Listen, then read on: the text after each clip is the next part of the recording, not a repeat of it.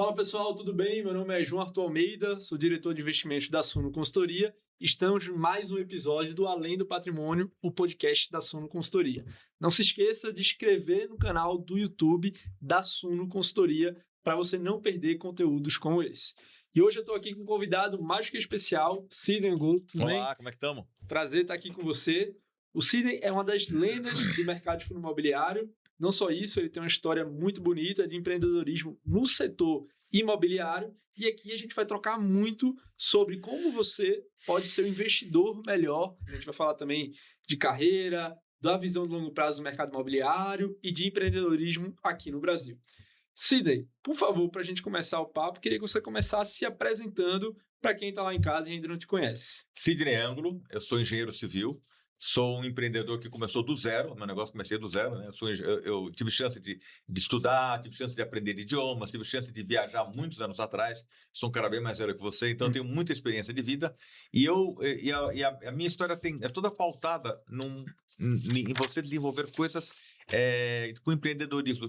Desde sempre, desde pequenininho, eu vendia coisa e fazia coisa. Então, desde sempre eu tinha na minha cabeça que eu tinha facilidade em fazer as coisas. Então, como é que eu me apresentaria hoje para você fortemente? Um engenheiro que no meio do caminho foi obrigado a fazer uma empresa, porque não tinha mercado nenhum numa época que eu estava iniciando. Um engenheiro desempregado que foi obrigado a abrir uma empresinha. E essa empresinha eu não sabia o que fazer. Eu inventei de tudo, desde exportação, comércio, consultoria de engenharia, dar aula de inglês. Pode imaginar, porque eu não tinha dinheiro para começar. Então, eu comecei literalmente do zero. Entendi. E aí, quando foi que essa empresa começou a tracionar? Qual foi a veia que você acertou ali que o empreendedor começou a se tornar esse empresário de sucesso? Então, eu vou contar um pouquinho minha historinha de vida, né? Fica à vontade. Eu me formei, no início, como estagiário, eu trabalhei no IPT, Instituto de Pesquisa Tecnológica, na área de solos. Eu era engenheiro de solos, eu fui engenheiro rodoviário. Muito diferente do que eu faço hoje em dia. No início eu não tinha emprego, acabei sendo forçado. Trabalhei numa empresa durante um ano. Nesse um ano ele não me pagou 5 meses de salário, nunca depositou fundo de garantia. Caramba. Então eu fui obrigado a fazer alguma coisa. Sabe aquela coisa do caminho mais difícil ou mais fácil? Ou mais fácil ou mais difícil? Foi exatamente o que aconteceu na minha vida. Foi obrigado a partir e fazer alguma coisa diferente.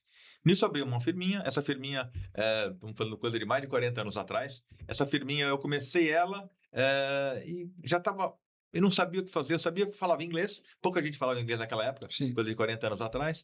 Eu comecei a tentar mexer com alguma coisa na área internacional. Era muito difícil tudo. Telefone para os Estados Unidos era caro, viagens eram caras, tudo. Eu tinha pouco dinheiro.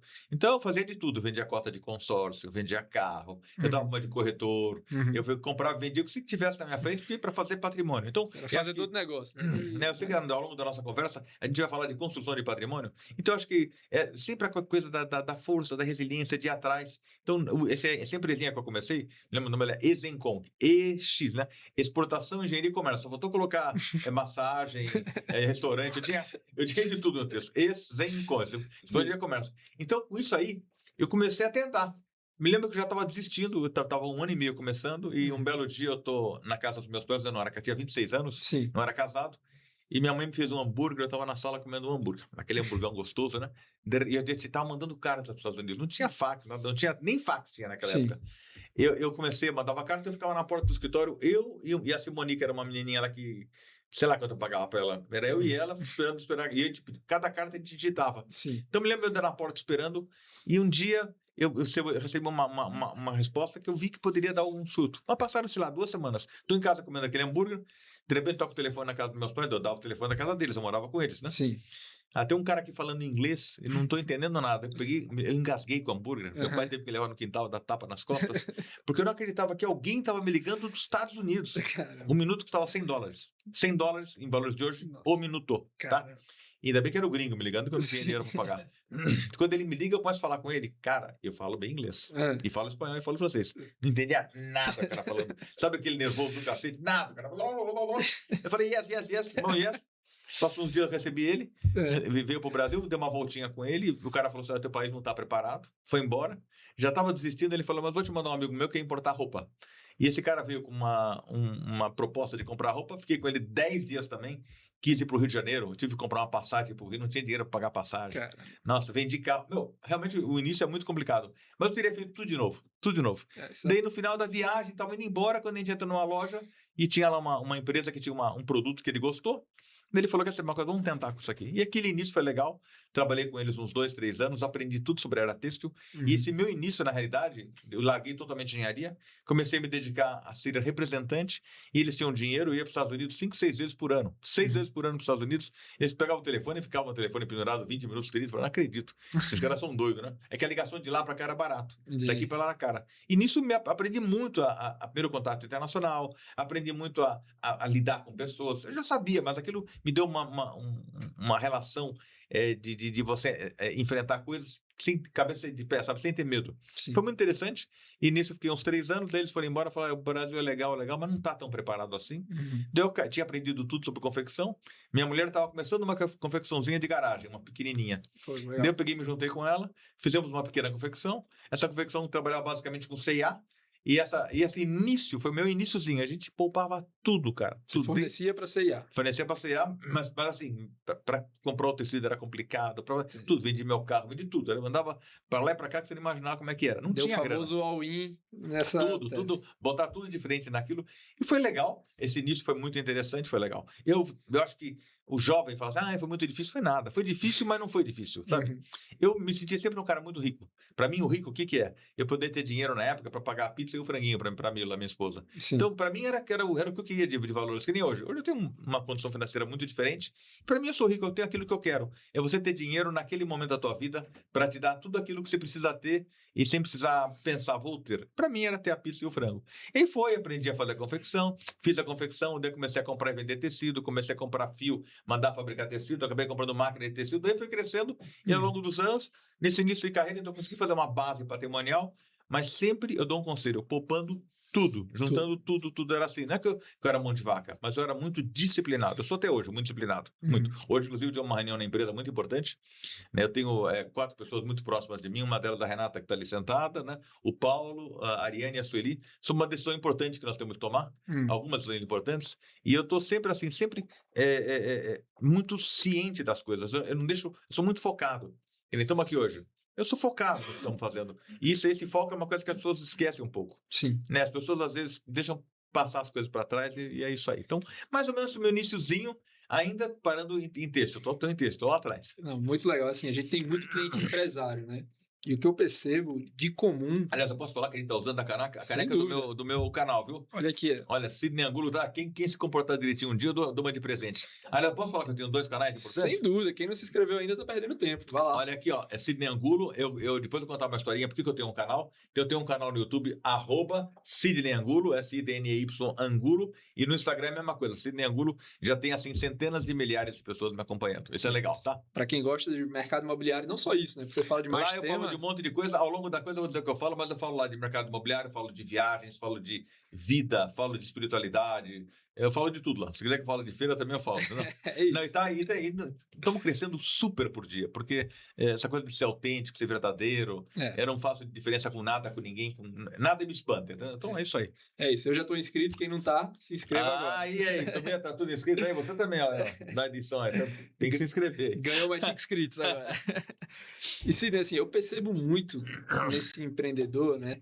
A coragem, e é quase que uma coragem irracional, assim, né? De você aposta tudo, né? Então, realmente, bem legal essa tua história. Mas eu queria que você entrasse agora, por favor, Sidney, em como você saiu do ramo têxtil para começar a entrar no ramo imobiliário. Pode contar essa história para gente? Claro. Primeiro que eu acho que o empresário tem que ter uma certa irresponsabilidade. Ele tem que ser, assim, uma coisa de um amor incondicional para tudo. Amor incondicional ao negócio, ao propósito. Ao propósito de, assim, o amor incondicional, acho assim, mesmo numa relação. Quando você começa uma relação, não sei se você é casado ou não, se é namora ou não. Casado. Eu acho que você é casado. Você começar uma relação de vida, alguém que vai dormir contigo na mesma cama, vai dividir teu patrimônio, vai ter filhos com você, vai construir uma vida. Tem que ser uma coisa incondicional. Sim. Não digo aquele amor, paixão, bobinha, não. Tem assim uma relação que você tá junto incondicionalmente. Isso vale para tudo. Isso vale para negócios também. Então, para mim, eu acho que assim, alguém que pensa em fazer alguma coisa, se você primeiro o teu business plan pessoal tem que ser você com você mesmo. Assim, será que eu tenho competência para fazer aquilo? Será que eu tenho direito para fazer aquilo? Será que eu tenho maturidade para fazer aquilo? Será que eu estou focado em fazer aquilo? Será que aquilo Tá, eu tô realmente centrado e focado em fazer aquilo. Você coloca como se fosse aquela coisa da força da atração, funciona mesmo. Sim. O universo conspira a teu favor, para mim, esse é clássico. Sim. Eu antes postei no YouTube, no Instagram, uma coisa sobre isso. É sobre você ter uma fé incondicional. O que o católico chama de fé, ou o cabalista chama de tela mensal. Você tem que botar uma coisa na tua cabeça e aquilo funciona. Mas você tem que saber assim, será que eu tenho direito àquilo? Será que eu fiz tudo? Aparei todas as arestas? Se você tiver alguma dúvida, não vai acontecer. Agora, se você não tiver dúvida, dá certo. Então, uma coisa que para mim é muito importante, ter foco e fazer aquilo. Você me perguntou como é que eu fui do mercado têxtil para o imobiliário. Desde sempre, eu quis fazer um negócio, eu imaginava fazer um negócio. Para mim, se eu fosse um alto executivo, eu estaria muito feliz. Se eu fosse trabalhasse num banco bacana, se eu fosse trabalhasse numa empresa, eu fatalmente ia estar numa posição de destaque. Eu ia ser chefe de alguma coisa. Um amigo meu falava, você sempre vai ser chefe de alguma coisa. Então, eu ia estar... E para mim, estava tudo bem. Por acaso, fui obrigado. Porque meu sonho era trabalhar numa empresa grande, de ter uma coisa que eu pudesse desenvolver, alguém que pudesse me dar apoio. Era lá atrás. Engraçado, que eu vejo você assim como... Não consigo imaginar você não sendo empreendedor. Mas assim, era até aquele momento. Mas eu sempre, talvez eu fosse até incomodado, fosse mandado embora no primeiro mês, entendeu? Porque eu ia querer inventar, falar que o dono está falando alguma coisa errada. Eu sou super empreendedor. Então, que assim, eu estava chegando aqui, a gente passa aqui num barzinho, as mesas organizadinhas, tudo mais, tudo bonitinho, a iluminação, nada de uma lâmpada queimada. Aquele cara é focado. Claro que ele tem que ter sucesso. Se não ter, pode ter alguma coisa, o preço está ruim, a comida não está boa, a localização não é legal, ele não está sabendo chamar o público dele direito. Então tem um monte de coisa, você tem que pensar, que nem eu entrei nesse estúdio aqui, achei tão bonito, né? Como é que chama esse lugar aqui? Podcast? Pode-se. Tu vou propaganda pro Pode-se. Então eu entrei aqui, achei tudo organizado. A pessoa me deu todas as respostas que eu queria. Como é que é teu nome? Bruno. O Bruno me deu todas as respostas que eu queria. Isso é uma coisa muito importante. Então, eu acho que isso aí é uma coisa para um sucesso de alguma coisa.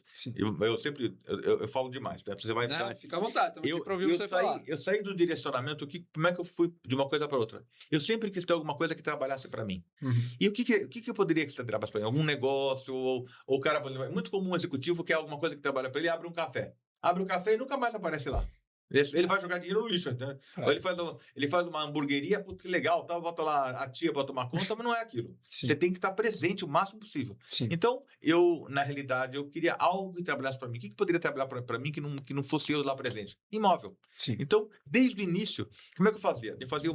Quando eu fiz a minha confecção, que eu estava começando, a gente não tinha grana, então eu aluguei uma casinha, depois eu fiz todo o possível para tentar comprar aquela casinha.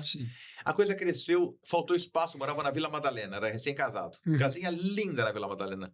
Teve dúvida, desmontei a sala, e a Vila foi morar em cima, e botou umas costureiras para trabalhar embaixo. Daí faltou espaço para botar tecido, tinha uma garagem embaixo. Botei os carros na rua, 2 meses depois foi roubado meu carro, porque ficava na rua. Caramba! E botava os tecidos na garagem. Foi seu primeiro galpão logístico. Galpão na minha casa, uma casa apertadinha de 5 metros de frente na Vila Madalena. Mas eu não tinha dúvida, é para fazer, é para fazer. Eu não tinha problema, isso vale até hoje. Tem o menor problema, você começar, podemos começar do zero já. Então eu queria alguma coisa que trabalhasse para mim, o que era? Imóveis. Falei, imagina o dia que eu tiver uma coisa que eu alugue no final do mês entra um dinheirinho. Então, o primeiro imóvel que eu aluguei, lembro tão bem que eu estava falando com o meu sogro Simão, ele falou assim, você vai mudar desse imóvel para um outro imóvel que eu comecei a crescer? Vende esse, aplica em CDB, bota em CDI. Eu falei, não quero aluguel, mas pô, vai dar muito mais para você, vai dar 1% ao mês, o teu imóvel vai dar 0,2%. Eu falei, mas eu quero ter imóvel, eu quero ter uma coisa física que pegue. Quando começou. Então, logo no primeiro mês, de repente, entrou R$1.500. Eu falei, caramba, eu não tô falando nada, entrou R$1.500. E assim foi. E assim, essa sensação forma, parece que desperta algo, e depois quando a gente chegar em fundo imobiliário, então, coisa mais maluca ainda. Então, aquilo ali me despertou uma coisa. Então, eu fui, desde o início, eu fazia minhas sedes. Eu pegava a sede, alugava, ia para uma coisa. Tu fala sede, imagina uma torre de corporativa. Não, a sede era uma casinha de vila. Hoje você tem uma baita sede, mas não, hoje eu tenho muitas coisas. Mas aquilo, cada um, eu ia para o maior, alugava anterior. Eu ia para o maior, alugava anterior. Sempre. Fui assim, foi crescendo. Quando eu menos espero, eu estava com uma base de locação de imóveis entrando. Perfeito. Então, eu sempre quis algo que trabalhasse para mim. É como alguém, digamos, tem um pequeno comércio que ele dá atenção, então uma coisa pode ser aquilo trabalhando para ele. Ou ele tem um táxi, que ele aluga o táxi, a bandeira do táxi. Qualquer coisa que possa trabalhar para você, sempre você está lá. Isso eu sempre quis ter. E, graças a Deus, ao longo do... Eu muito focado. Sempre. Focado. Isso vale para tudo. Não, e hoje que nem um cara que faz aplicação financeira. É uma coisa que trabalha para ele. Só que ele tem que estar focado. Não pode fazer uma carteira e largar. Né? Fundo imobiliário fica mais fácil. Ainda assim, acho que tem que ter lá aquele acompanhamento, né? Que é um dos pontos que que a gente traz na consultoria, mas esse conceito da renda passiva, eu percebo que quando o investidor percebe isso, vira uma chavinha na cabeça dele, né? E o fundo imobiliário é muito legal, né? Citando aqui o Baroni, né? Que é a referência para mim, tanto da parte técnica quanto pessoal, ele fala que, assim, o grande mérito do fundo imobiliário é a simplicidade de você conseguir entender. Porque, assim, empresas, por mais que a gente goste de empresas, ações, é complexo, né? Assim, me explica o que está acontecendo agora na Taesa. Pô, eu não sei, mas o fundo imobiliário é muito mais fácil de entender. Tem ali uma laje, você compra, vai ter um aluguel e você vai receber, né? E aí eu queria que você passasse, né, como foi essa transição de investir no imobiliário físico, aquele tangível que você falou que você pega, que é essa sensação, acho que muitos investidores tradicionais adoram, para passar a investir no fundo imobiliário que, apesar de você saber que tem um imóvel, é um código na bolsa. Como é que foi isso para você? Eu tô vendo que você ouviu bastante podcast meu, né? Bastante coisa que eu falei. Falei, sou O cara tá bem assinante do preparado, canal, não sei sou quem que assinante do preparou. canal. Não, eu achei muito legal. Deixa eu falar uma coisa. Eu sou apaixonado por imóvel. Perfeito. E é muito comum você ver, eu sou descendente de árabe, minha mulher é judia, o outro cara é japonês ou português que gosta de casa de vila. Todo mundo, o brasileiro, gosta de imóvel.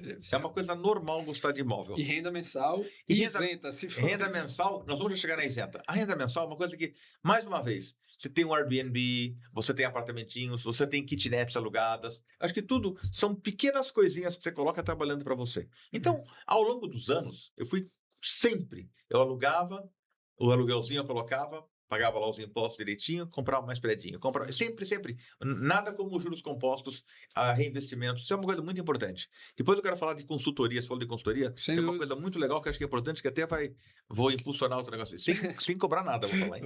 Vamos lá. E eu digo o seguinte, o que eu estava falando, que eu me perdi um pouco. Como você chegou em fundo imobiliário? Não, então eu fui fazendo a minha carteira e ao longo dos anos eu cresci muito. Então fui crescendo e foi atingindo uma maturidade a minha carteira muito grande.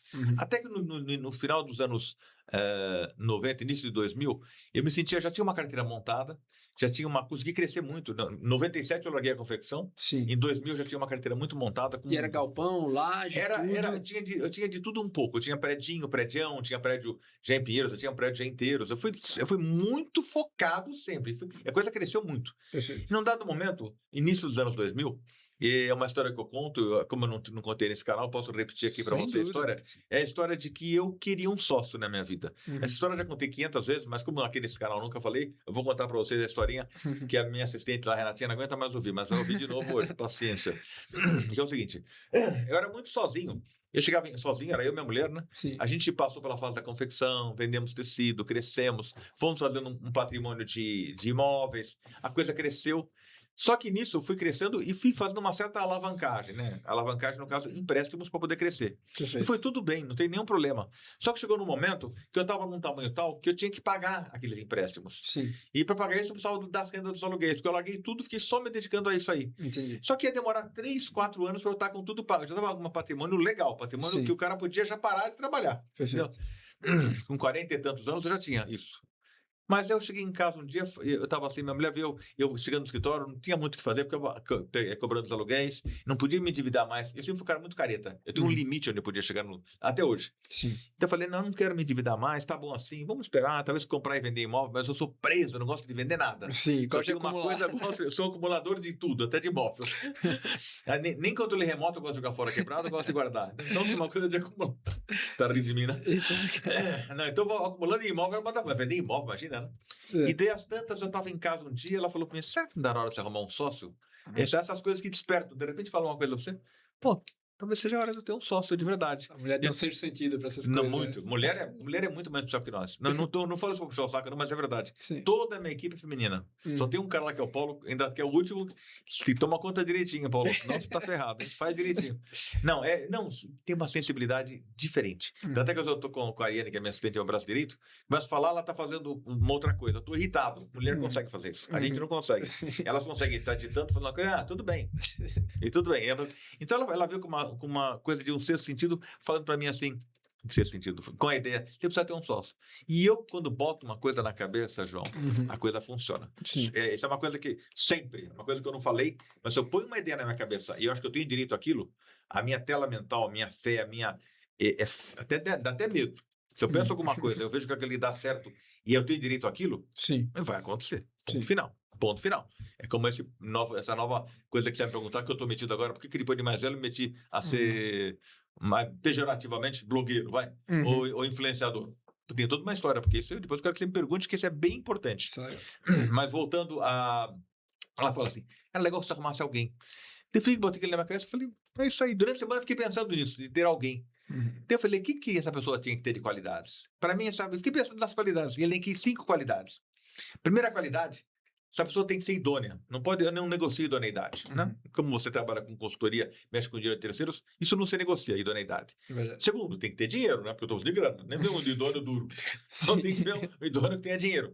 Terceiro, tem que ser alguém inteligente que vai dividir comigo, porque eu botar uma anta do meu lado, eu não vou aguentar. Tem que ter alguém que saiba dividir comigo o que está falando. Vai te puxar para baixo, vai ser pior. Não dá. Quarto, venha, dê ideias, complica tal e vai embora, porque eu sou meio ditador. Então.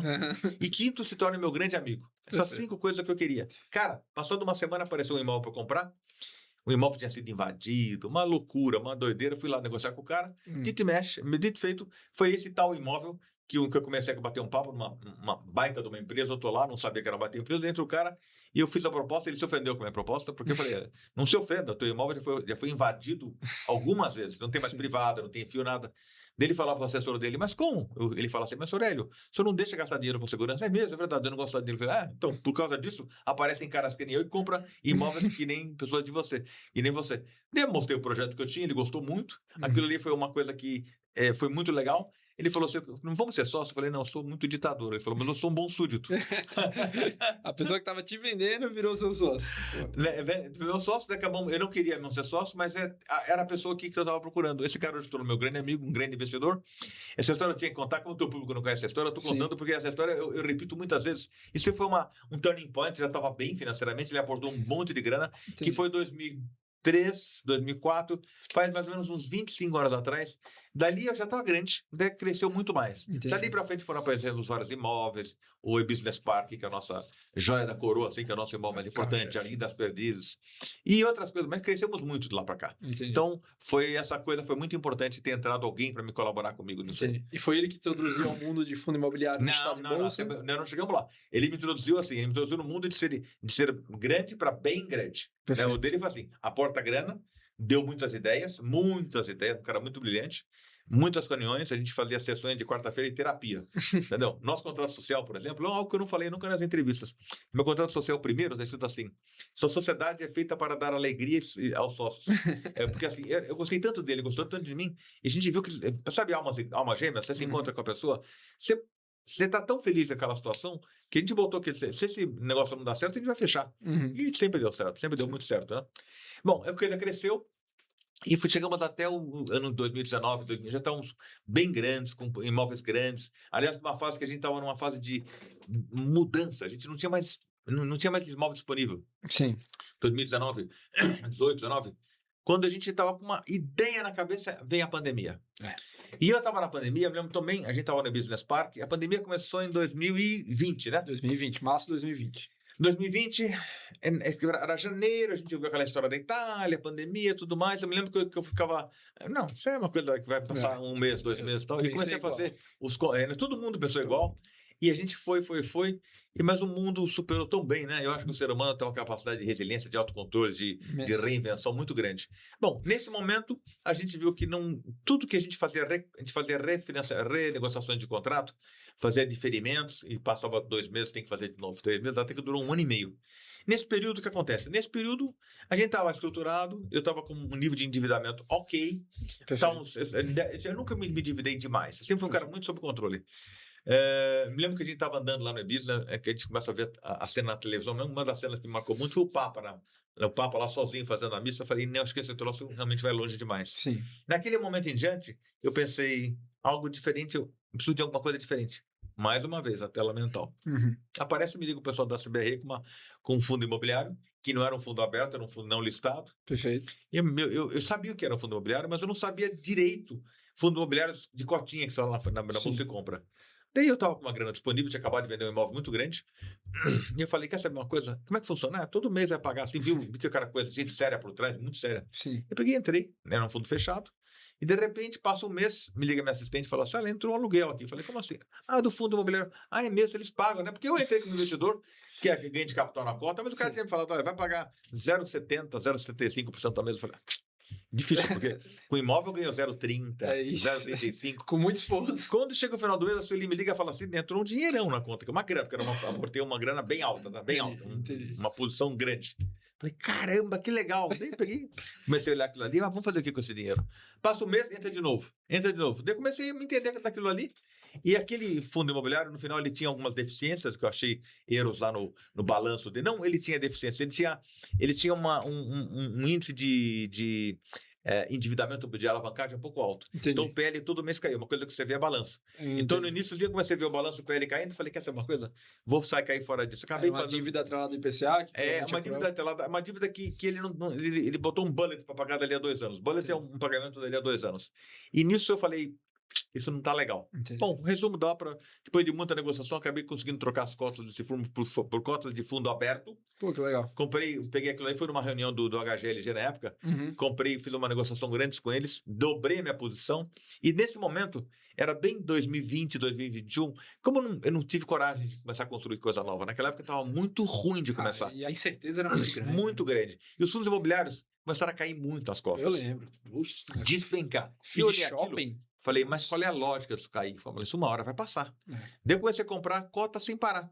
Comecei a comprar cota. E fiz muita besteira também, né? Eu ia falar um palavrão, mas não. Fiz muita besteira, porque eu comecei a comprar fundo de papel. Confundia papel com tijolo. Mas não que eu sou contra papel. Comecei a comprar fundo de papel que era pirâmide. Uma daquelas... comprando. E eu comprei aquele fundo que um comprava outro. Eu comprei. Não cheguei a perder dinheiro também a tempo. No final de semana eu estou na casa de campo, comecei a olhar os balanços, comecei a ver erro. Eu comecei a vender e comecei a acertar a coisa. Eu falei, mas nossa, esse fundo imobiliário é legal, né? Daí eu comecei a estudar profundamente e vi o seguinte, um fundo imobiliário nada mais é do que uma empresa. Se você se comparar, nos Estados Unidos é um REIT. O REIT é exatamente a minha empresa. É uma empresa que pode pedir empréstimo, paga imposto e tal. O fundo imobiliário tinha tudo aquilo e não pagava imposto. É isso. E era uma coisa porque era um incentivo ao Brasil que tem que crescer. Comecei a olhar aquilo, comecei a me entender e comecei a tirar os erros das pirâmides. Comecei a ter mais papéis bacanas, mas o meu fundo sempre forte foi investir em tijolo. Que é o que você gosta, né? Seu DNA. Gosto. Mas para mim, uma coisa que era muito complicado, eu olhava a fundo imobiliário como investimento. Um belo dia, eu comecei a olhar aquilo e falei, caramba, o cara tem um cara que mexe com o corretor que faz a locação, ele tem o advogado, ele tem o administrador, ele tem o engenheiro, tinha toda a estruturinha que tinha na minha empresa. Uhum. Comecei a olhar aquilo e falei, pô, esse cara aqui é um imóvel. Eu, dono de imóvel, gosto disso aqui, ó. Gosto de uma escritura. Entendi. Então tá aqui a escritura, gosto da escritura, tá bonitona. Eu comecei a ver, mas eu não tenho escritura. Mas caramba, o que eu tenho? No final do mês eu comprava, vinha a nota de compra da B3. Eu olhava daquilo. Daí eu fiz uma figura, que até tá no meu canal, @CidneyAngulo no YouTube, que eu comecei a explicar comecei a intuir ideias do como é que eu poderia ver o fundo imobiliário para eu ter conforto de que um fundo imobiliário era imóvel. E que não era só um papel na bolsa, né? Eu criei a ideia do prédio picado. Então eu peguei aquele jogo, aquele pequeno construtor de engenharia, é um joguinho que é de bloquinho de madeira, todo mundo já brincou, desde o meu avô até meu filhinho. Até como era o nome? Janga? Janga, né? Não é Janga, é aquele nome lá, um nome estranho, mas é o nome desse. Eram uns bloquinhos, tem lá o reloginho, tem o telhadinho vermelho. Eu comecei a pegar aquilo, levei um dia para o escritório e comecei a fazer aquilo e mais algumas entrevistas que eu dei.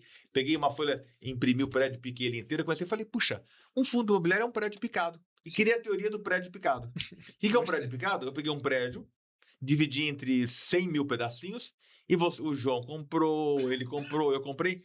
E comecei a fazer um paralelo na minha cabeça para eu poder aceitar que o fundo imobiliário, que eu gostava de chegar lá, abraçar o prédio, abraçar a coluna. O fundo imobiliário não podia fazer isso, eu podia abraçar um papel. Né? Então eu peguei aquele quadradinho de papel e comecei a fazer aquilo como uma coisa, um signo sinal. Eu olhava para aquilo ali, eu olhava para a escritura, guardava na gaveta, aquilo ali era um tijolo.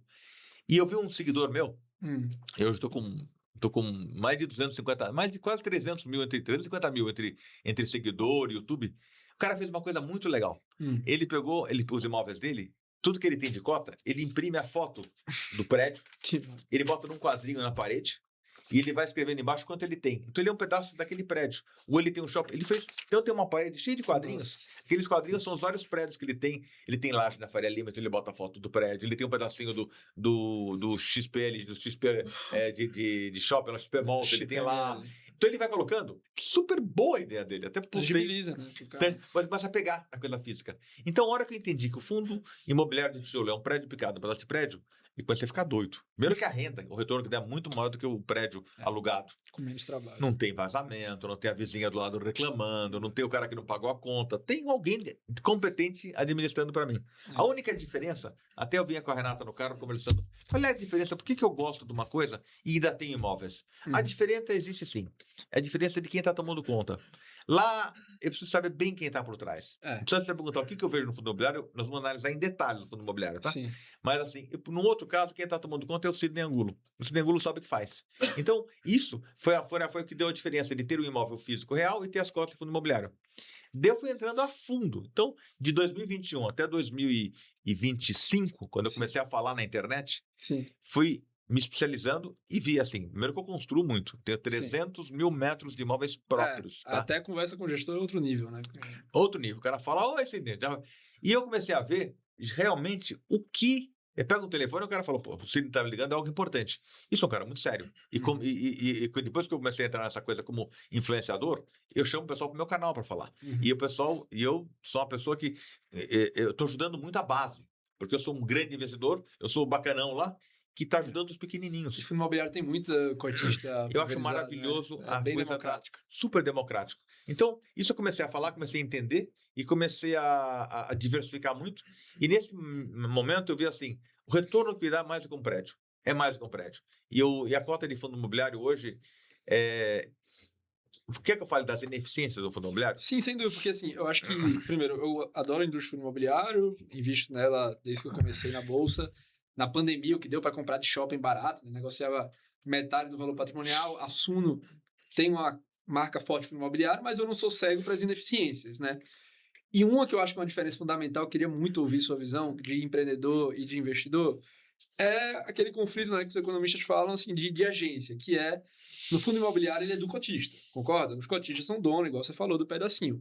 Mas quem toma a decisão é um gestor, que é remunerado pelo AUM, que ele quer crescer muito o AUM. Como é que você lida com essa ineficiência? Como é que você filtrou o cara que toma a decisão certa do cara que está um pouco mais conflitado e está olhando ali o crescimento dele? Deixa eu falar uma coisa muito importante. Uma coisa que eu falo, venho falando e venho ensinando e venho pregando para o pequeno. Para mim, o que vale em tudo na vida é gestão. Então, o que é importante no fundo imobiliário? Localização. Balela. Vale a gestão. Pode ter a localização que for. Se o cara não for um bom gestor, você não vê jogador de futebol milionário que ganha tudo e perde tudo? A gente já viu alguns. Ou o cara ganha na loteria e perde tudo.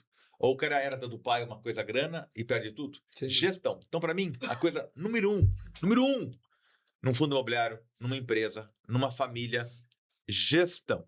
Até porque precede a localização, né? Muitas vezes o gestor vai comprar. Então, a primeira coisa é gestão. A segunda coisa é dívida. Então, essas duas coisas, gestão e dívida, marcam a qualidade de um fundo imobiliário. Vem, claro, vem todo o dossiê. Localização, concentração de local, concentração de cliente. Todo o resto eu ensino como o cara tem que analisar. Mas se o cara parte de uma gestão ruim, não adianta. O cara pode ser o máximo. Até que o Rodrigo Cardoso do Clube FIM perguntou: o que você gosta? De um fundo médio com uma gestão boa ou um fundo ruim com uma gestão... Um prédio ruim com uma gestão boa ou um prédio bom com uma gestão ruim? Falei, o prédio ruim com uma gestão boa. Porque não adianta. Você pode dar ouro na mão de um cara, de um estúpido, ele vai jogar aquilo no lixo. Então, para mim, gestão número 1. E segunda coisa é nível de endividamento. Com essas duas coisas, e hoje, como é que você vê? Com empresas que nem a Suno, por exemplo. Eu não estou falando de pagando. Ninguém está pagando nada, tá?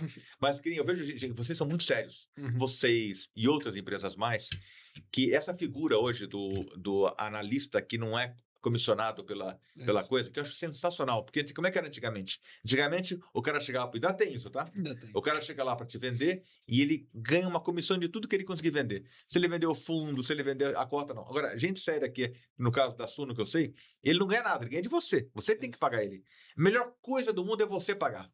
Porque você pagar, você contratou. Se ele sai daquela regra, você pode processar o cara até. Ele não pode ganhar nada. E o que ele ganha, ele dá um rebate, ele te devolve. Digamos, se ele faz uma aplicação boa no banco, ele briga ao máximo, ganha uma coisinha, ele devolve para você, porque ele vai ganhar em cima da tua renda. Isso é uma coisa que eu acho super legal. Sim. Inclusive, tem países que na Inglaterra já virou lei lá. Virou lá. lei. Virou lei. Depois da crise de 2008. Virou lei, muito quer claro. dizer. Então, isso é uma coisa muito importante. Então, hoje já ajuda muito, só tem que saber quem vai te auxiliar. O cara fica pensando, puxa, vai custar muito caro. Não custa. Gente, eu aprendi muito sobre as coisas de assessoria. Sim. Gente craque, né? Uhum. E eu não conheci empresas que nem a tua e que nem outras mais, que eu não quero falar com o nome de concorrente, Uhum. mas eu acho que tem gente boa pra caramba, entendeu? Então, se o cara tem um patrimôniozinho desde de 5 mil reais até 10 milhões de reais, ele pode esse aconselhamento ajuda muito, ajuda demais. Então, eu digo o seguinte, esse cara pode falar pra você, a gestão é boa, a gestão é ruim, ou tá com dívida alta, não tá.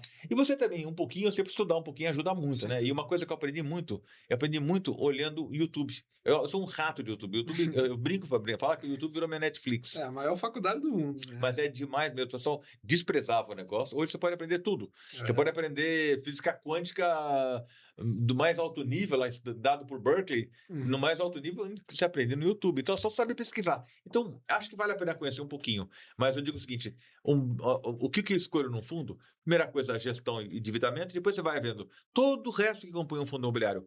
E eu estou falando basicamente de fundos de tijolos. Depois a gente pode falar da segunda categoria, que o pessoal fala glamourosamente como fundos de papel, eu chamo de fundos de dívida. Então, na minha carteira, eu tenho meus imóveis. Depois eu tenho os investimentos em debêntures, fundos de papel de dívida de imóveis. Eu tenho outros tipos de investimento que vai naquela bola lá que você coloca os coloridinhos, cada coisa. E tirei fundos imobiliários de tijolo dessa relação. Fundo imobiliário de tijolo está junto com o meu kitnetzinho alugado, com o meu apartamentinho alugado, e fundo imobiliário de tijolo. Porque a hora que você entendeu que o fundo imobiliário de tijolo é prédio picado, é um prédio, acabou. Até que você não vai ter nem mais os prédios, é todo fundo imobiliário. É o que está acontecendo comigo, essa crise de ter imóveis e ter as coisas. Pô, esse olhar holístico que você falou, né, que o fundo imobiliário tijolo é prédio, é essencial, né? Não, eu estava esses dias olhando, por exemplo, o HGLG, o clássico, né? Sim. Eu estava olhando, o pessoal reclama, a cota não sobe, isso, aquilo, mas, cara, o que tem de qualidade por trás?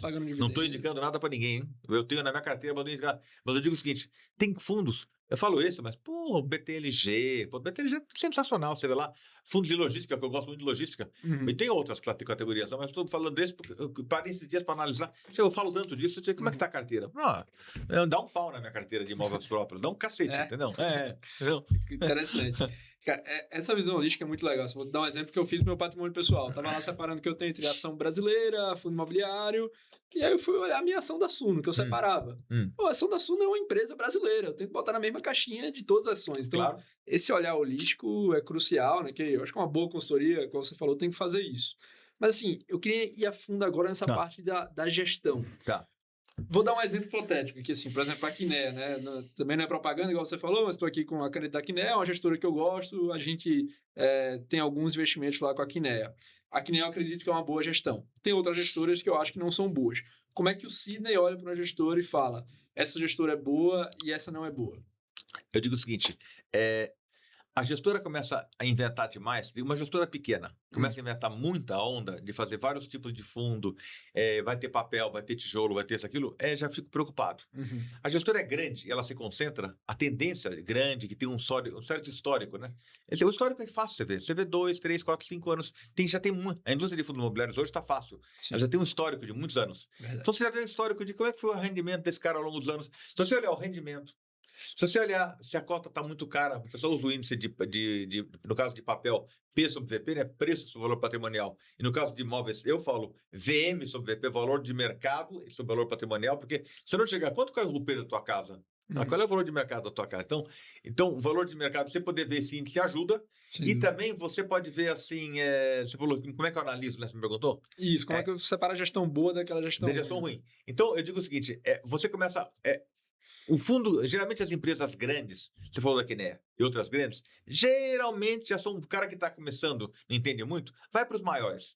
Vai para uma Kinea, vai para um Pátria, para falar de Pátria, baita de um administrador. Você vai, na época que estava a RBR, né, que foi incorporado pelo Pátria, Mauá, bacana. Tem uns caras que você olha Não precisa falar muito. O assessor vai te falar, olha, tem esse. E dentro daquela família, você vê que tem gente séria por trás. Sim. E se você puder olhar um pouquinho o balanço, vê lá se tem dívida, Sim. já ajuda muito. Então, geralmente, não tem muito o que errar. Você pegar umas escolhas boas. Eu, na minha carteira, eu sou um especialista no assunto. Minha carteira, eu aconselho o cara a ter, sei lá, em 10, 15 fundos, Perfeito. mais ou menos 7% cada um. Dá uma carteira boa, dá uns 7, 15%, 6, 7%, 15 fundos. Eu tenho mais de 45, 50. Mas eu sou um especialista. Sim. Eu acompanho, eu vejo. Então, mas eu não faço isso muito por especulação, não, porque eu sou um buy and hold. O que é um buy and hold? Aquele que compra e segura. Acumula igual você falou que gosta de acumular imóvel, né? Acumula Gosto. cota também. Você começa a fazer fundo imobiliário, não compra fundo imobiliário se é para trocar o ano que vem de carro, ter fundo imobiliário. Não. Fundo imobiliário é para você ter e ficar com ele. Ah, eu comprei, eu vi agora esses dias, um amigo meu falou, putz, você me aconselhou, eu não dou conselho para mais ninguém, né? O cara falou assim, não, me aconselharam, não foi nem eu aconselhei. Eu comprei e caiu esse ano. Eu falei, esquece, faz o seguinte, amarra o valor da cotação, bota na gaveta, tá te rendendo, vê se o rendimento caiu, aí você fica preocupado. Mas o rendimento está andando, então vai embora, entendeu? Vai embora. Mas eu estava falando sobre os fundos de papel e de tijolo. O pessoal fala fundo de papel é uma coisa glamurosa, né? Papel celofane, papel bonito, né? Papel é dívida, tá? É dívida. A hora que você compra um fundo de papel, você tá dando na mão do cara uma grana boa e o cara vai lá e empresta para alguém e ele tem que checar o crédito, ver se esse crédito é bom ou não. Isso é bem complicado. Complexo. Então, fundo de papel... E outra coisa, eu faço 2 paralelos. Quando eu falo para a pessoa que quer investir, ele quer investir em tijolo, ele quer investir em papel. O ansioso, melhor nem investir em papel. Porque papel, bons fundos de papel, depois eu vou te explicar como isso fica no bom. Um bom fundo de papel, ele todo mês ele deve pagar o IPCA mais uns juros. Perfeito. Se você gastar os juros e preservar o IPCA, pelo menos reinvestir a parte do IPCA, você tem uma coisa perene ao longo dos meses, dos anos. Você vai ter um fundo que vai te pagar renda todos os meses, não vai cair muito.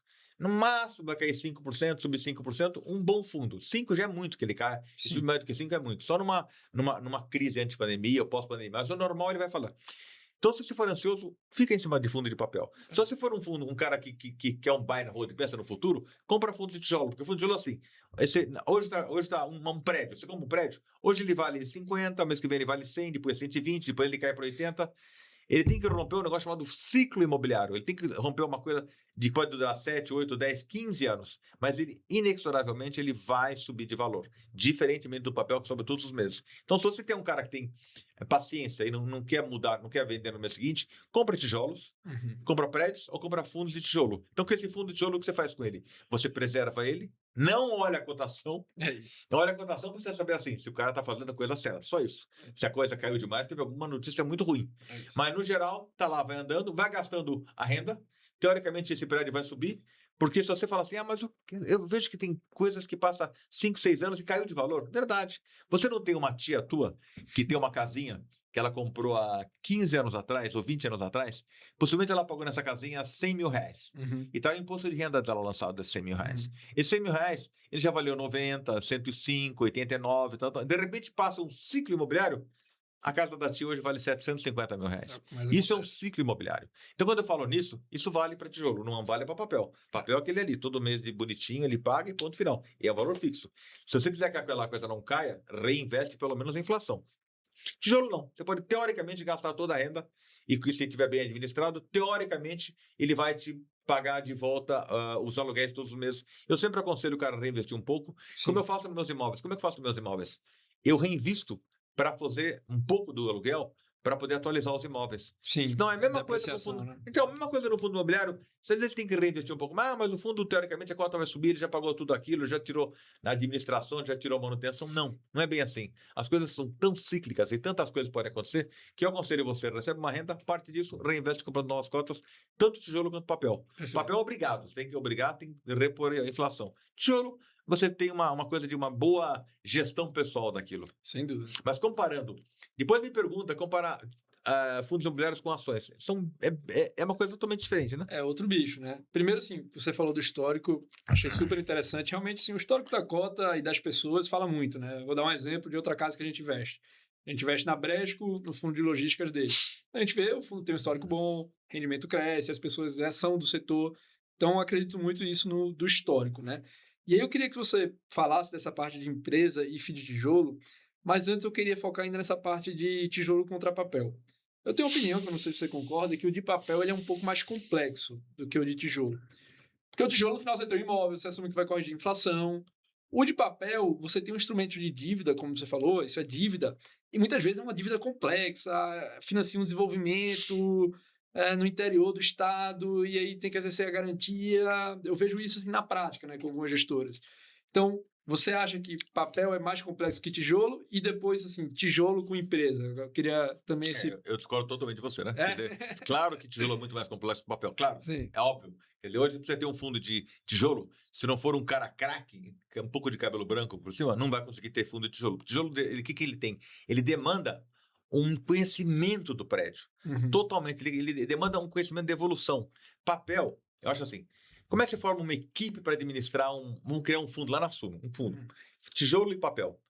Eu acho muito mais fácil você fazer uma equipe que administre os fundos imobiliários de papel do que de tijolo.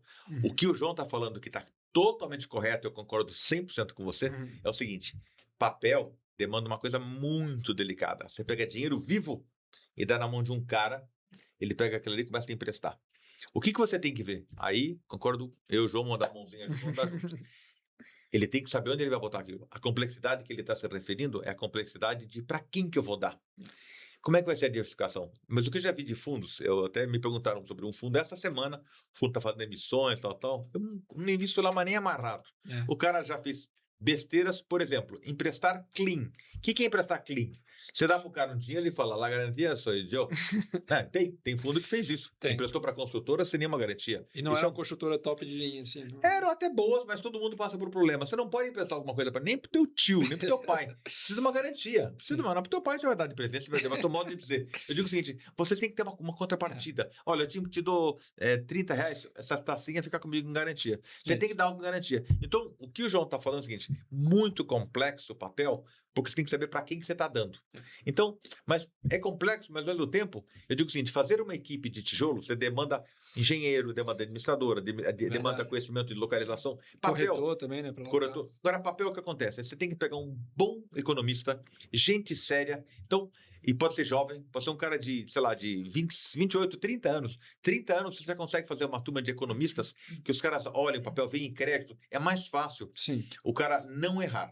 É difícil pegar um cara de 25, 30 anos que tem uma experiência com imóveis. Ou ele vem de família que já tem isso aí, tô na família e aprendeu, ou ele vai sair do zero e começar a fazer. Eu demorei muitos anos para poder, eu não era do ramo. Então, fui demandando anos a anos, fui aprendendo aquilo. Então, para você aprender sobre tijolo é fogo, não é fácil. Não é fácil. A hora que você aprende, você aprende. Você sabe como é que é uma regra básica no tijolo. Comprar bem para poder vender mal. O que quer dizer isso? Se você comprou mal, você está ferrado. Você tem que vender bem. Agora, se comprou bem, barato, dá uma crise, você vai e torra. Então, você pode comprar bem para poder vender mal. Essa frase é uma frase do Sidney Angulo, tá? Então, eu acho... Aliás, preciso colocar essa frase aí, viu, Renata, no ciclo imobiliário. Vai ser o título do podcast. Comprar bem para poder vender mal.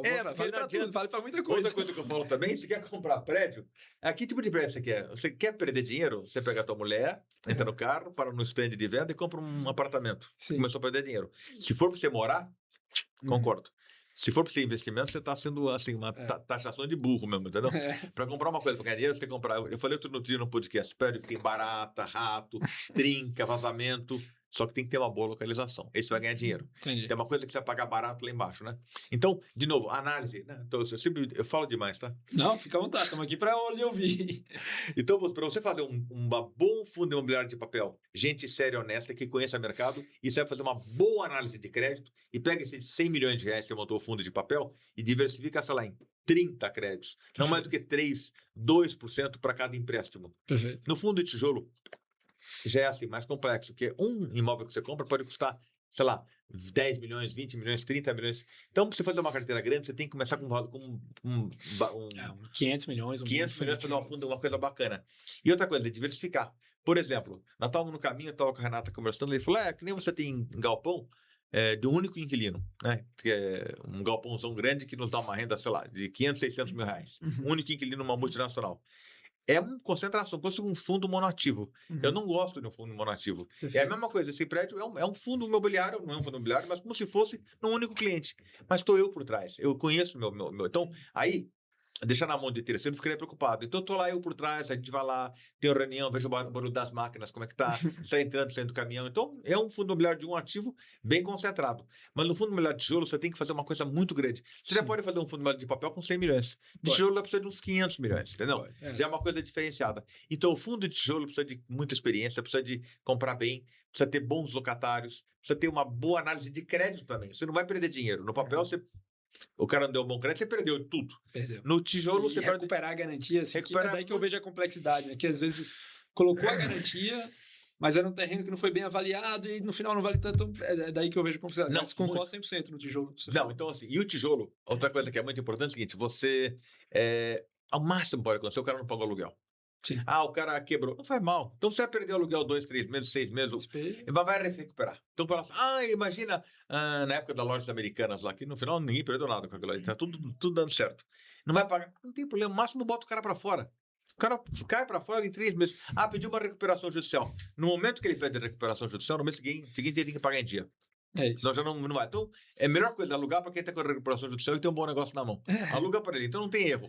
Então, não tem problema esse tipo de coisa. Então, eu acho assim, você dividir o papel e o tijolo, como você falou, é complexo o papel, sim, para dar o crédito. Perfeito. É mais fácil de montar.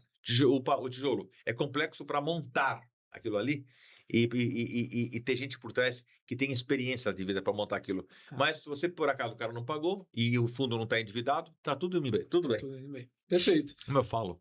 Não, ótima coisa. E assim, o fundo de tijolo, né, ele tem também lá o valor patrimonial, que muitas pessoas comparam ao valor de mercado, PVP. Mas o valor patrimonial, assim, ele é um laudo, que é uma avaliação, que tem subjetividade, dependendo dos juros. Você, como investidor profissional, você olha o VP, você faz sua própria avaliação daquele imóvel, quão profundo você vai, o quão fidedigno você acha que é o valor patrimonial hoje dos fundos. Você fala em fundo imobiliário ou se eu vou comprar um imóvel? No fundo imobiliário, assim. Eu olho lá o VP do HGLG. Posso confiar naquilo? Assim? No fundo imobiliário, assim, primeiro, é uma coisa muito importante que vocês têm que ver. Quem está por trás de fundos imobiliários sérios, né? Ele falou, o pessoal do Pátria, do HGLG, depois ele falou Kinea, depois falou Mauá, depois outros, vários mais. Quem está por trás são pessoas apaixonadas por o que fazem, extremamente competentes.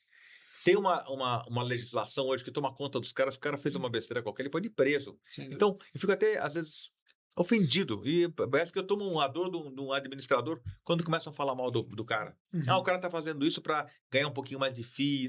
Não. Lê o que tá. Primeiro que você tem que comprar uma coisa e saber o que você está comprando. Se não te agrada, vende. Essa é a beleza do fundo imobiliário.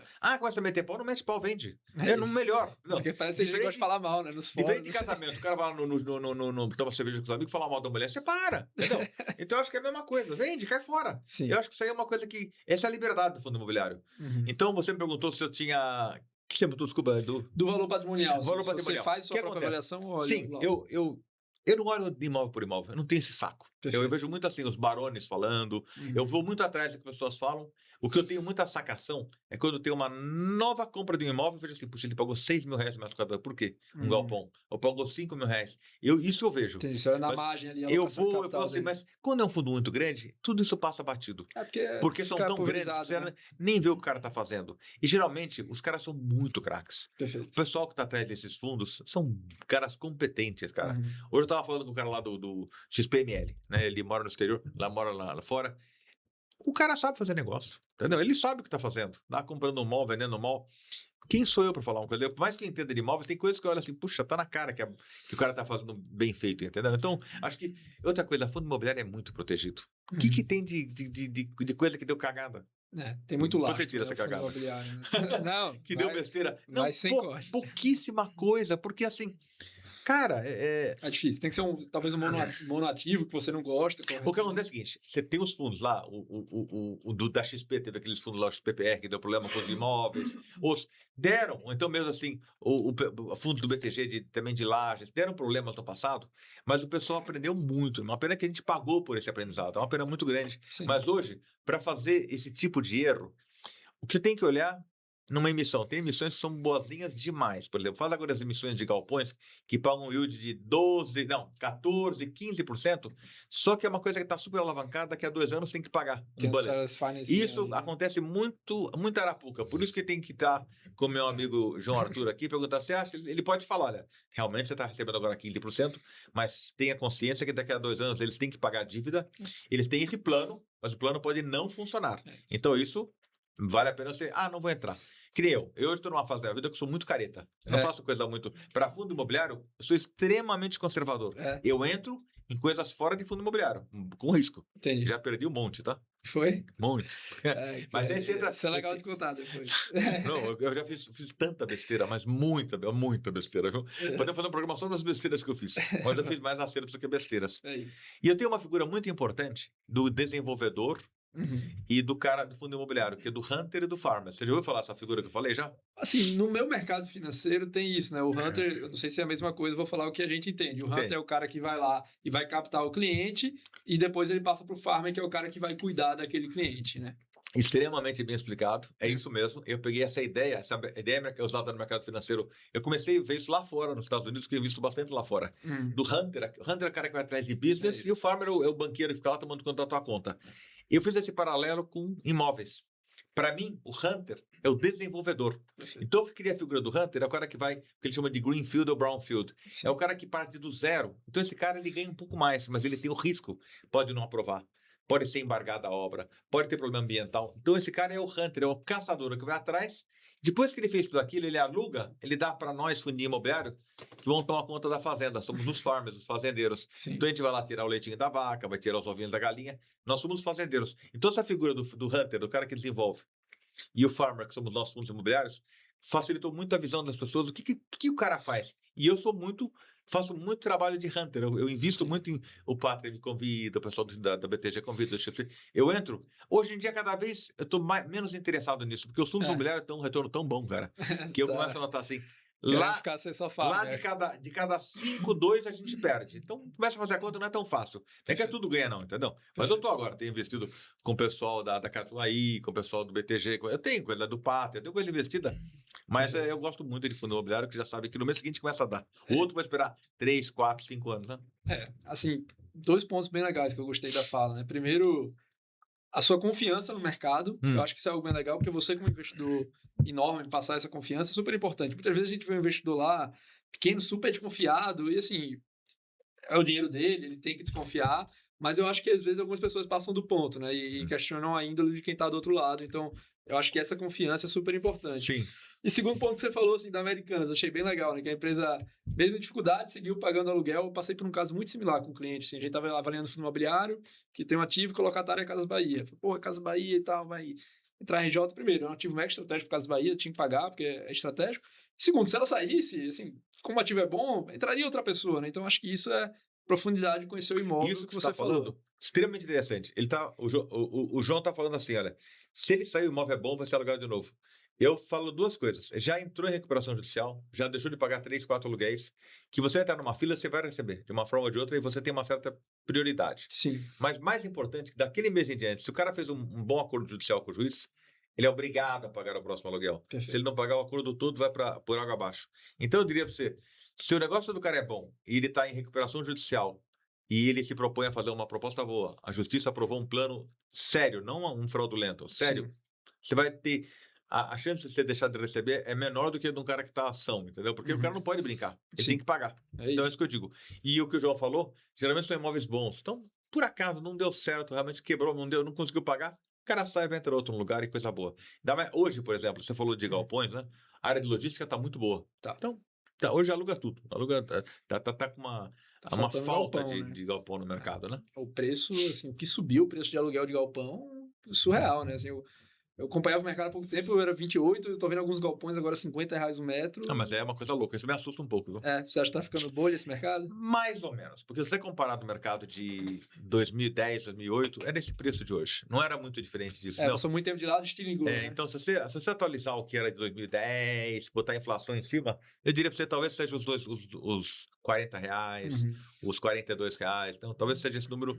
Já me falaram, eu não fiz essa conta, eu vou pegar ainda para fazer essa conta, mas eu não duvido que seja isso, não. É Não o duvido. ciclo imobiliário que você falou, né? Passou um tempão de É o lado. ciclo imobiliário, você vê, anos e anos o aluguel ficou estagnado. Ficou. E de repente sobe.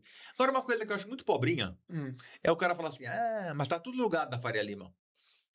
Tá tudo. O que tem a Faria Lima a ver com o universo brasileiro? Uhum. Tá tudo alugado na Faria Lima. É que nem falar assim: vendeu tudo no Hotel 5 Estrelas. Mas não tô falando do Brasil inteiro. Sim. Tem pousada no campo, que tem. Então, o mercado não é só os 5 estrelas, não é só o Faria Lima. Sim. Ele é tudo. Então é muito pobrinho esse tipo de argumento, né? O mercado tá ótimo. Meu sócio falou, tá tudo lugar. Eu falei, tá tudo lugar lá. Só que você tem todo mundo de imóveis BB, que são menores, que são mais difíceis. Talvez seja a maior parte do mercado, né? Não, talvez não, é a maior parte do mercado, né? Eu acho que o mercado é composto como tudo. E o mercado imobiliário nosso, se a gente falar um pouco de tamanho, o mercado de fundo imobiliário é ridiculamente pequeno. A gente tem tanto para crescer, cara. Tem ideia de qual percentual? Ideia não, tem uma sugestão, né? Não, se eu tivesse ideia, era a minha bola de cristal que o Baroni fez. Fiz um programa com o Baroni, ele pediu para trazer uma bola de cristal. Eu trouxe, a gente ficava tentando adivinhar na virada do ano. Não, eu tenho um forecast, uma previsão do que eu acho. Perfeito. Hoje, no ano de 2024, nós éramos 2.700, 2.800, 2.800, e ficou muito, durante 25 inteiro, ficou patinando para subir. E, de repente, bateu no finalzinho, bateu 3 milhões. Nos primeiros meses desse ano, já pulou para 3.300, acho que está 3.300, acho. Subiu muito. Pessoas físicas que investem em fundos imobiliários, já dos 3 milhões de investidores, está subindo muito. A minha previsão, o fundo imobiliário era 200 bilhões o tamanho do mercado, 200 bilhões. E o mercado de fundo de ações, 5 trilhões. Se você fizer um paralelo com o mercado norte-americano, isso é uma fala que eu falo bastante sobre isso, e o mercado americano, ele é praticamente quase que pau a pau. O de ações é um pouco maior, o de mercado de imóveis é um pouquinho menor. Lá estão falando de muitos trilhões. E o de imóveis também, muitos trilhões dos REITs. Aqui, nós somos 25 vezes menor. Não tem lógica o mercado de fundos imobiliários, quando tudo, 200 bilhões não é nada. Se você pegar 200 bilhões, são os imóveis aqui da Vila Olímpia, Faria Lima, então já é 200 bilhões. Não é nada. Então, você fala assim, o Brasil inteiro, nós temos chance de chegar, acho que 5 trilhões num universo de 10 anos, 15 anos, 25 vezes. Número de investidores, a gente é 3, a gente tem chance de chegar a 10, 15 milhões. Sim. Eu projeto para 30 milhões, tá? Porque acho que o Brasil tem que ser um terço pelo menos 15% da população investir em fundo imobiliário. Hoje é 0, alguma coisa que investe em fundo imobiliário. Você falou 3% em 220 milhões dá quanto? Dá 1,6, não é nada. Não, nem isso que dá 1,4%.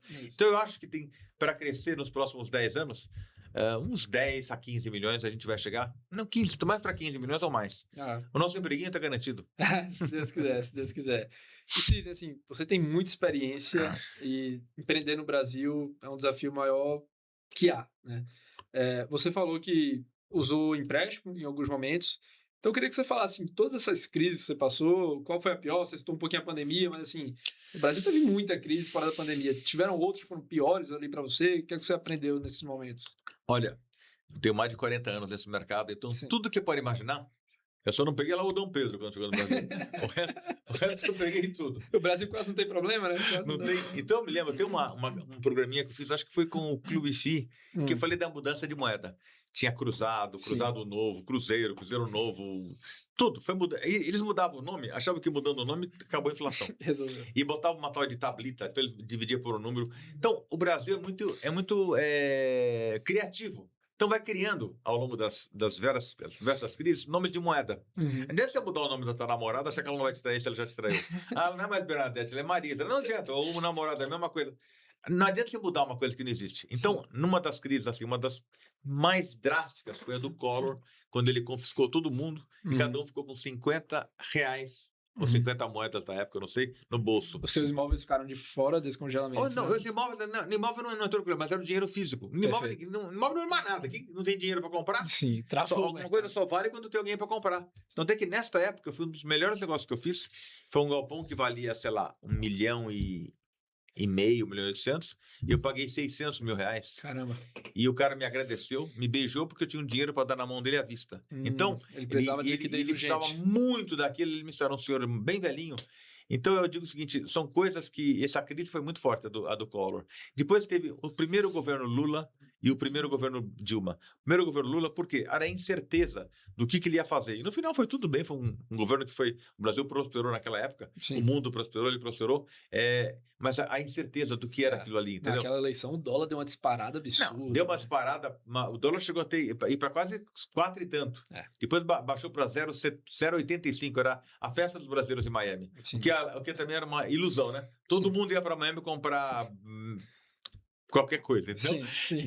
Então era muito barato. E depois voltou tudo e voltou ao equilíbrio, né? Acho que hoje temos um dólar mais ou menos equilibrado. Acho que no valor do dólar hoje, em torno de 5, 4,50. Um valor de um dólar que tem que ser mesmo, talvez poderia cair um pouquinho. Sim. Mas eu acho que essa foi uma das crises. Os governos Lula foram crises. Eu acho que quando houve o ataque às Torres Gêmeas dos Estados Unidos, o mundo inteiro parou também. Sim. A gente não percebeu, mas foi muito ruim no Brasil. De repente, parou tudo naquele período, né? Foi uma das crises fortes. A bolha da internet também fez com que tudo caísse. Mas a gente tem tanta crise aqui que eu te falar assim, eu já passei pelo menos por umas 30, 35, né? Esses últimos 2 anos tem tantas, né? Começou lá, quem ganha abaixo de 5 mil não vai pagar imposto. De repente não vai ter dinheiro, fundo imobiliário despenca, ficou tudo ruim. Então, a gente também inventa a crise, tá? Tem muita crise que a gente inventa. A gente é craque em fabricar. Não, a gente é craque em fabricar crise e nós somos craques mesmo. A gente tem uma pena que a gente tem um histórico de governo ruim. Não estou nem falando de direita ou de esquerda, é de brasileiro. Então, eles podem botar um americano tomando conta, um inglês. Então, acho que o nosso histórico é um histórico ruim. Acho que é até uma pena você assim, você dizer que o problema é por causa do governo que é de esquerda, o problema é que é de direita. Não, é gente incompetente, a gente que não está pensando tanto no Brasil.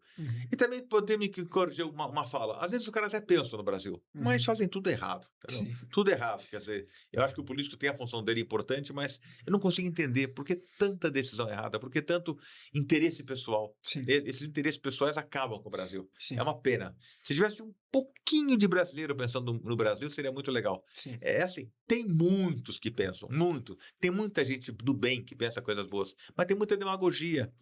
Essa briga de direita e esquerda é uma pena muito grande. Eu fico pensando, que pena. Era tão mais fácil chegar num acordo, entendeu? Eu estou falando de uma forma meio simplista, mas é isso que eu penso mesmo. Não, mas eu concordo. Você falou das crises, essas são... E realmente a crise da Covid, ela foi uma coisa muito pesada. Acho que para quem era dono de imóvel... Para quem era dono de imóvel, quem dependia de alguma coisa, foi muito ruim. Mas, em todas as crises, onde eu ganhei mais dinheiro? Nas crises. Eu ganhei, no meu primeiro governo Lula, eu ganhei dinheiro. Porque quando eu comprei o Business Park. No primeiro governo Lula, na Dilma, quando eu comprei Jardim das Perdidas, maiores compras, também eu sou louco, né? Nas crises, quando ninguém vai ter dinheiro, eu faço all in one, sabe? All in. Então eu boto dinheiro, eu fui corajoso. E essas coragens me fizeram ganhar muito dinheiro, entendeu? Tem que ser. Muito dinheiro, porque o ano passado eu comprei um negócio lá no Jardins, que foi uma aposta, tem uns 2 apartamentos, uma coisa nova que apareceu, e eu fui lá, apostei, fiz uma compra grande. Até agora tá uma tranqueira, mas eu tô achando que vai dar certo. Uma visão de longo prazo. Sabe quando você não ganha dinheiro? Quando você não faz nada. Isso é verdade. Aquela coisa assim, fizeram um cunhado meu chegou para mim uma vez, um ex-cunhado meu, não é mais cunhado. Ele falou para mim, sabe qual é a chance de você ganhar na loteria? Próximo de 0 se você jogar. Agora, se você não jogar, é 0. Entendeu? Então essa coisa parece uma brincadeira, mas é verdade. Uma coisa é próximo de 0, outra coisa é 0. Então eu acho que assim, risco você tem que ter, mas eu tenho assim, você me pergunta assim, quando que eu compraria fundo imobiliário? Da semana passada eu estava na Genial e me fizeram uma pergunta, que até está no meu Instagram. Legal. Fala, Sidney, eu contei todo o meu histórico, você é um cara super experiente. Hoje, qualquer coisa que eu ponha a mão, sinceramente, vai virar negócio. Porque eu consigo ver todos os ângulos disso aqui que está errado. Essa alça está grande, não tinha que ser verde.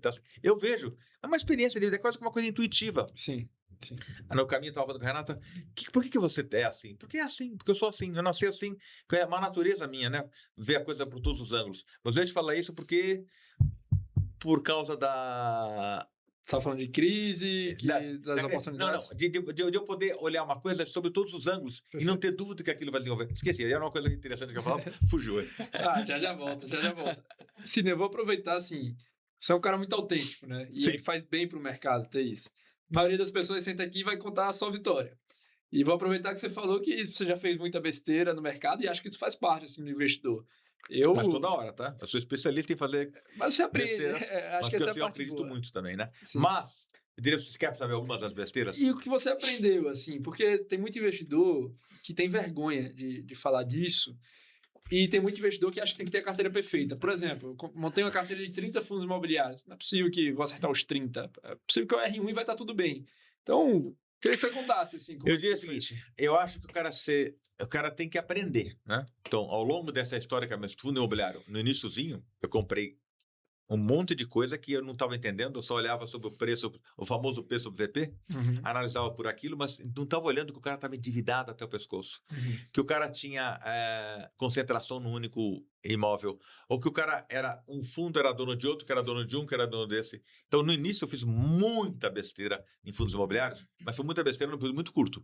Durou 4 meses, que logo eu saquei a jogada dos caras e fui logo consertando. Então, nesse período, eu não tive grandes perdas, mas não tive grandes perdas. Mas onde tive perdas maiores foi, digamos, comprar mal. Eu comprei alguns imóveis muito mal comprados. E aí na economia real mesmo. Na economia real. Então, chegar assim, você ter paixão por alguma coisa complica muito. Você tem que ter paixão, depois que você faz aquilo, você se apaixona porque aquilo vai acontecer. Agora, uma paixão por alguma coisa te deixa cego. Então, assim, eu me apaixonei por aquele imóvel. É o caminho para você comprar errado. Você tem que ter um sangue frio. Então, algumas vezes eu criei algumas paixões em relação a alguns imóveis e paguei muito mais do que valia. Entendi. Então, eu cheguei a perder 30%, 20%, 35%. Não, tive perdas grandes. Outras coisas, acreditar em algumas pessoas às vezes. Então, tem uma grande... Agora me lembro o que eu ia falar. Do investimento que eu fiz quando eu era jovem. O cara, quando vai chegando perto dos 30, 35, fez algum patrimônio, ele fala, vou aposentar. É muito comum. Você vê um cara de 35 anos, como é que eu faço para aposentar? Eu já vi alguns clientes com isso e eu acho que é a pior coisa que pode acontecer para ele. Pior, eu vou te falar, depois você me pergunta da minha nova atividade. Cara, Sim, eu acho assim, eu já fui esse cara, me lembro tão bem, que apareceu um cidadão, eu tinha minha confecção montada, já tinha feito um patrimônio, estava com pouca dívida, eu tinha dinheiro, cada vez que eu tinha que comprar tecido, fazer a roupa e tudo mais, você vai ganhar 10%, 15%, a tua margem normal. Me aparece um cara bonitão, que nem você. Até você lembra um pouco ele. Será que era você ele? Rapaz, acho que não. Rapaz, que não. O cara veio com uma proposta seguinte, olha, eu compro e vendo margarinas, até hoje. E ele vinha fazendo isso já há algum tempão, né? Ele emprestava o dinheiro, te pagava uns juros e ele te dava um outro cheque. Se você quisesse cash, receber o cheque, ele te pagava, te dava, botava lá na conta. Mas foi assim, um processo deve ter durado menos de um ano, porque o cara foi crescendo. E o Anta aqui foi um dos que acreditou nele. Ia levar ele para jantar, puxava o saco dele, ligava para ele, eu tenho mais dinheiro aqui. Cheguei a pedir dinheiro emprestado no banco para dar para ele. O cara chegava a me pagar tipo 10% ao mês hoje. 10, 12%. Cara, de repente cheguei um dia em casa e falei pra minha mulher, ficamos ricos, cara. Eu já tenho aplicado com ele X, eu acho que mais umas 4 semanas. Era assim, eu tô um idiota. Que 10% ao mês, né? Eu queria falar assim, tem uma coisa que eu programei outro dia, como ficar rico até sexta-feira? Não existe isso, entendeu? Não tem como ficar pobre. Mas não tem. Lembra tão bem que eu olhei para aquilo ali, comecei a fazer minha planilha e eu projetava, ele me ligava, olha, eu ligava para ele, tá tanto, o que você quer? Quer que eu te pague? Não, tô te mandando outro cheque. Essa foi a grande estupidez. Eu tinha na época 30 e poucos anos, falei, agora eu vou pôr 32, 33. Um terço de tudo que eu tinha, que era a parte líquida, eu tinha algum imóvel, eu tinha alguma confecção, tinha tudo. Um terço que era a parte líquida, e um pouco de dinheiro que eu peguei emprestado, eu dei pra ele. Caramba. Um belo dia, numa segunda-feira, eu falei, segunda-feira agora eu tô bem. Ele disse, fomos jantar em família, final de semana. Quando eu fui jantar, tô lá jantando, eu ligo pra ele, falei pra Mila assim, vamos ver como é que ainda tá, né? E ela falou assim, nem dava bola aquilo que eu falava, ela só trabalhando na confecção. Ligo pro cara, o cara não atende, acho que ele não pode ter. Saí de jantar mais tarde, ligo pra ele, não atende. No sábado ligo, no domingo ligo. Caramba, o que acontece, né? Puta, mandava mensagem, o que aconteceu com você, papapá. Na segunda-feira fui lá direto, porque eu tinha uma grana, tudo meu tava lá. Chego lá, tinha um bando de gente na porta, um monte de velhinho, eu, e o imbecil mora lá, nunca olhei para aquilo. Meu coração disparou. Caiu a ficha. Não tinha mais ninguém. Não tinha mais ninguém na cidade, no planeta. No domingo consegui pegar ele e falei, cara, eu já senti que tava ruim. Falei, pô, você não tinha... Ainda falei pra ele, se você tinha algum problema, me dá teu carro. Aí, até hoje que eu falei isso pra ele. O cara deve ter rido da minha cara. Falei, esse é um pateta daquele que eu peguei de jeito, né? Bom, cara, eu perdi um terço do estudo que eu tinha. Foi logo no início, jovem. E aquilo foi um baque muito grande para mim. A minha confecção estava andando, estava indo super bem a confecção. Mas eu arrumei um jeito de ganhar dinheiro sem trabalhar. Entendeu? Para que eu vou continuar trabalhando? Aquilo foi para mim um caminho muito difícil, que foi o caminho mais fácil. Algumas coisas da minha vida me fizeram ficar rico. Uhum. E uma das coisas é esse cara. Hoje eu não vou agradecer ele, porque ele é um grande de um FDP, né? Sim. Mas ele me fez ele me fez mudar a estratégia. João, olha, pega uma folha, isso é verdade, conta essa história, eu tenho a folha até hoje. Eu pego uma folha assim, eu leio, eu tinha perdido, digamos assim, o meu patrimônio todo, digamos, fosse, sei lá, 6 milhões de reais. Uhum. E eu tinha em cash, em dinheiro, 2 milhões de reais. Sim. E para ganhar aqueles 2 milhões de reais, eu demoraria, sei lá, um tempo, com a empresa andando e tudo mais. Não é que só devia, eu estava devendo para Indy, peguei dinheiro emprestado, eu tinha que devolver. Eu cheguei no escritório uma segunda-feira de manhã, eu fiz uma capelina assim, plano de recuperação pessoal. O que eu tenho que fazer para ganhar dinheiro? Eu tenho que vender isso aqui para C&A, eu tenho que vender isso de tecido, eu tenho que fazer isso, eu tenho que fazer aquilo, eu tenho que comprar e vender carro agora que eu sei fazer isso. Bom, resumo da ópera. Em 4 meses, eu recuperei tudo que eu tinha perdido. 4 obstinado. meses? Obstinado. 4, talvez 6 meses. Eu botei para dentro tudo que eu tinha perdido. Me lembro que eu cheguei em casa à noite, eu não fiquei desesperado, me senti imbecil. Imbecil, né? E aí minha mulher falou assim, a gente vai ganhar muito dinheiro na vida, viu? Só que trabalhando. É isso.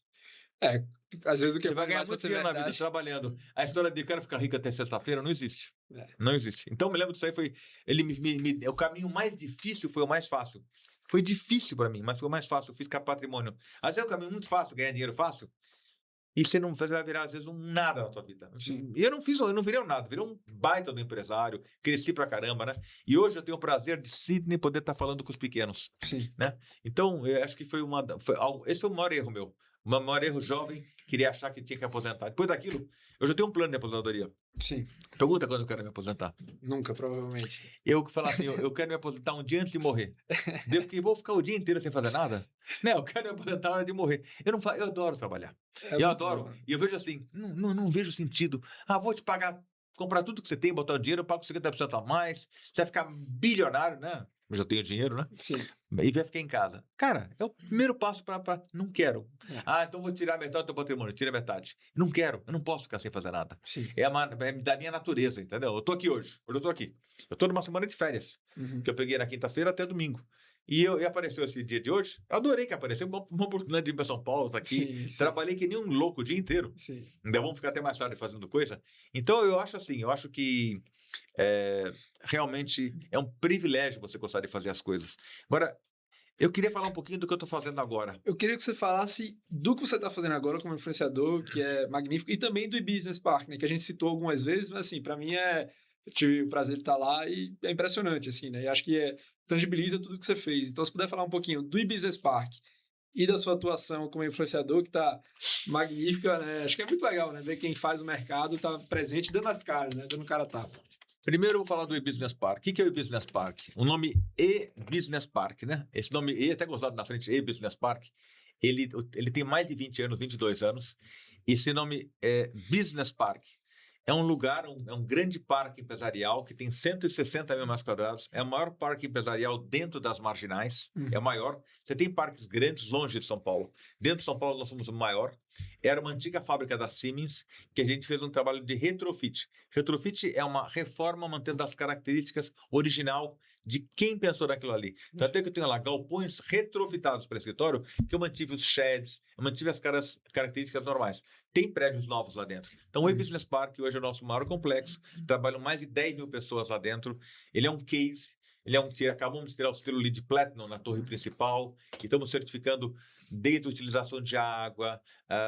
Hoje tem eu peguei, tinha 900 árvores, hoje tem 3 mil árvores. Eu tenho uma preocupação com a arte, com respeito pelas pessoas. O ESG do EB Park já é ESG há 8, 10 anos. Você ter um selo LEED Platinum não é qualquer um, entendeu? Então, é uma coisa diferenciada. Eu convido para quem quiser visitar, precisa marcar, mas é uma coisa linda dentro de São Paulo, na região da Lapa, muito bacana. Então, o e-business park é um caso à parte, é o nosso imóvel mais importante, mas nós temos outros imóveis em carteira. A gente tem um pouco de multifamily, a gente tem um pouco de galpão, a gente tem de tudo na nossa carteira.